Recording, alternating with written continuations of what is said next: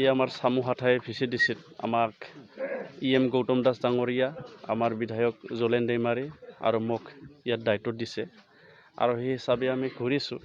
এতিয়া ৰাইজৰ সঁহাৰি বুলি মানে যদি প্ৰশ্ন কৰে, আমাৰ এই VCDCত সকলোখিনি আমাৰে বুলি আমি ক'ব লাগিব। কাৰণ যিখিনি দিনত আমি ইয়াত কেম্পিং কৰিলোঁ, সভা পাতিলোঁ বা কিছুমানৰ ঘৰে ঘৰে আমি গ'লোঁ, বিশেষ ব্যক্তিসকলৰ। আমি কেম্পিং কৰাৰ সময়ত বিৰোধী দলৰ এটাকো কেম্পিং আমি এতিয়ালৈকে দেখা নাই। যদিও মাজত প্ৰাক্তন চিফ হাগ্ৰামা মহিলাৰী ডাঙৰীয়া আহিছিলে, কিন্তু আহিছে যদিও তেখেতে ৰাইজক খোলাখুলিকৈ কৈ লৈছে যে মই ভোট বিচাৰি অহা নাই, ৰাইজক দেখা দিবলৈ আহিছে। সেইখিনি কথা তেখেতে মানে ৰাইজক কৈ লৈছে আৰু সেই হিচাপে আমি ইয়াত 5400তকৈ ওপৰত যিখিনি ভোট আছে আমাৰ চামুহাঠাই VCDCত, তাত আমাৰ 4000 কাষ্টিং হ'লেও আমি 3500 ভোট পাম। মানে 90% ভোটটো আমাৰ হাতত আছে। আৰু আমি এই চামুহাঠাই VCDCৰ কাৰণে ইলেকশ্যন নিৰ্বাচন প্ৰচাৰৰ কাৰণে দুটা আমি কাৰ্যালয় লোৱা হৈছে। আমি ইয়াত চামুহাঠাত এখন আৰু উত্তৰ ফালে আমাৰ মাইনাও বজাৰ বুলি কোৱা ঠাইত এখন লোৱা হৈছে। আৰু তাতে আমি ৰাইজকে দায়িত্ব দিছোঁ, তেওঁলোকে চাব, তেওঁলোকে আলোচনা কৰিব, গাঁৱৰ লগত যোগাযোগ কৰিব, ৰাইজৰ লগত আলোচনা কৰিব, দলৰ কৰ্মীসকলে ইয়াত একগোট হৈ পেলাই আলোচনা কৰি পেলাই নিৰ্বাচনৰ কাম কাজখিনি তেওঁলোকে ধুনীয়াকৈ চলাই লৈ যাব। ৰাইজক মই সেইটোকে আহ্বান জনাব বিচাৰিছোঁ যে এইটো হ'ল উপনিৰ্বাচন। এই উপনিৰ্বাচনত চবেই জানে, ভাৰতৰ গণতন্ত্ৰৰ বুৰঞ্জীটো যদি চায়, যি দলে যি চৰকাৰ চলাইছে উপনিৰ্বাচনত সেই দলে জিকাটো নিশ্চিত। গতিকে আমাৰ UPPL দল, BJP, আমাৰ গণ সুৰক্ষা পাৰ্টি, তিনিটা দলৰ কৰ্মীসকলটো দিবই, সমৰ্থন সকলে দিবই।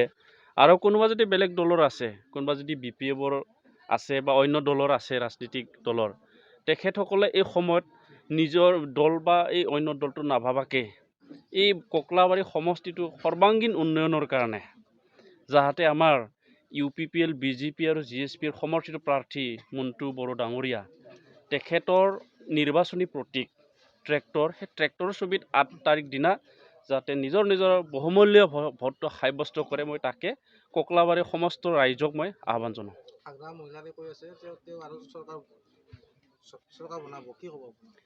সেইটো ইয়াৰ উত্তৰটো অকল মই নহয়, সাধাৰণ ৰাইজে গম পায়। কাৰণ BTCত বৰ্তমান 40খন আসন আছে। 40খন আসনৰ ভিতৰত তেখেতৰ হাতত মাত্ৰ 11খন আসন আছে। তেখেতে প্ৰথমত জিকিছিলে 17খন আসন। 17খন আসনৰ পৰা তেওঁ মানে হাগ্ৰামাক মানে বিদায় দি পেলাই মানে যিখিনি MCLA BJPত যোগদান কৰিলে, UPPLত যোগদান কৰিলে, আৰু আজি তাৰিখত তেখেতক যদি চৰকাৰ বনাবৰ কাৰণে মেজৰিটি লাগে, তেতিয়াহ'লে এতিয়া তেখেতৰ হাতত 11জন আছে আৰু তেখেতক 10জন লাগে, পৰিষদ 10জন লাগে বা MCLA 10জন লাগে। তো সেই 10জনটো মানে কালেক্ট কৰাটো ইমান সম্ভৱ নহয়। আৰু ৰাইজে জানে, নিৰ্বাচন হোৱাৰ পিছত, চৰকাৰ গঠন হোৱাৰ পিছত এটা দলে ধুনীয়াকৈ চৰকাৰ চলাই আছে বা আমি তিনিটা দলে এতিয়া ধুনীয়াকৈ মিলি পেলাই চৰকাৰ চলাই আছোঁ। এই সময়ত কোনোবা বাদ দি পেলাই তেখেতৰ লগত যাব, সেইটো সম্পূৰ্ণ মিছা কথা। আৰু ৰাইজে সেইটো বিশ্বাস কৰা নাই আৰু নকৰিব, আৰু কোনেও সেইটো নকৰিব। আৰু তেখেতৰ যিটো সপোন, চৰকাৰ বনোৱাৰ সপোন, সেই সপোনটো কেতিয়াও বাস্তৱত হৈ নুঠিব।